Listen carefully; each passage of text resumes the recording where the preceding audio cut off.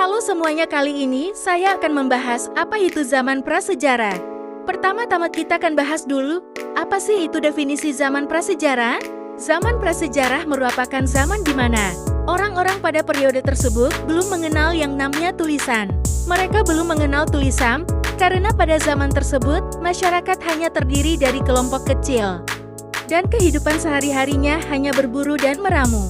Untuk zaman prasejarah di Indonesia, para sejarawan membagi zaman yang panjang tersebut menjadi periode-periode yang lebih kecil, yang berlandaskan oleh kebudayaan mereka.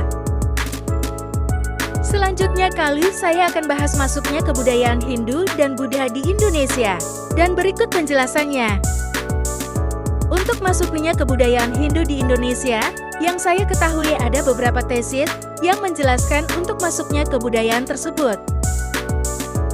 Tesis yang pertama adalah ketika raja-raja India yang kalah perang dari pihak musuh, akhirnya mundur dari tanah air mereka dan berlayar ke Indonesia untuk mencari perlindungan. Tesis ini biasanya disebut Devgan teori ksatria.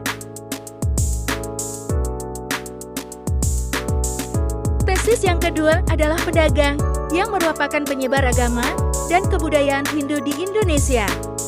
Konsep dari tesis ini adalah ketika kunjungan-kunjungan pedagang dari waktu ke waktu untuk membawa hadiah para penguasa setempat di daerah yang sekarang Indonesia dengan mengharapkan imbalan dalam bentuk barang yang langka dan berharga. Tesis yang ketiga adalah Brahmana atau pemuka agama yang merupakan penyebar kebudayaan Hindu di Indonesia. Tesis ini menolak konsep atas tesis yang kedua. Penolakan tersebut bahwa pusat-pusat peradaban Hindu di Indonesia yang lebih penting terletak di pedalaman yang tidak mudah dicapai dari pantai yang dimana para pedagang itu bersarang.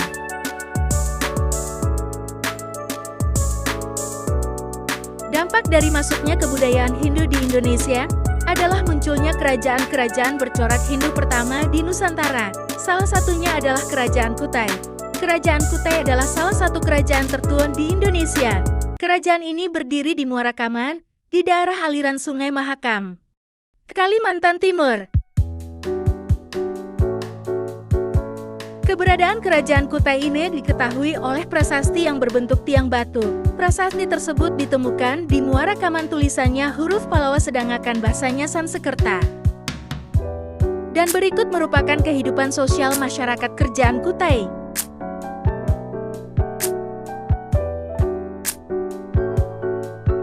Tarumanegara atau Kerajaan Taruma adalah kerajaan Hindu yang pernah berkuasa di wilayah Pulau Jawa bagian barat sekitar abad ke-4 sampai abad ke-7. Sumber tentang Kerajaan Tarumanegara terdapat pada berita Cina dan prasasti. Berita Cina yang menyebutkan bahwa pendeta Cina yang bernama Fasin terdampar di Pulau Jawa sekitar 414 Masehi di Pulau Jawa ketika kembali dari India ke negerinya, Cina. Prasasti yang menjelaskan tentang Kerajaan Tarumanegara ada 7 buah yang kalian bisa lihat pada gambar.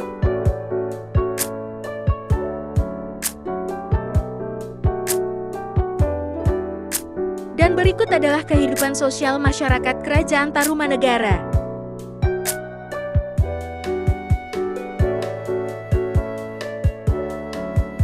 Mataram kuno merupakan kerajaan yang terletak di Jawa Tengah, yang akhirnya nanti dipindahkan ke Jawa Timur.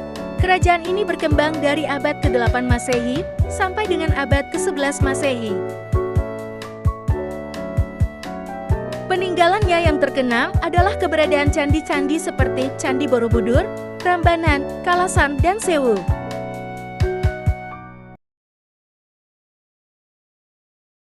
Dan berikut adalah kehidupan sosial masyarakat Mataram kuno.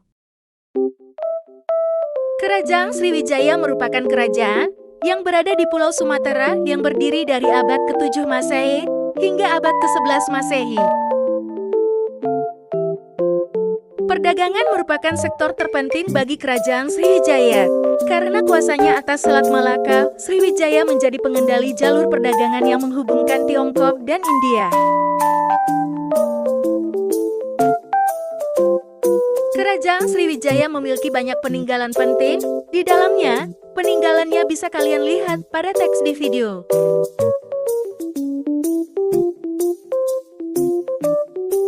Tidak rasa akhirnya kita sudah berada di penghujung video dan berikut adalah penutup dan warisan sejarah Indonesia dari praaksara hingga Hindu-Buddha. Saya ucapkan terima kasih.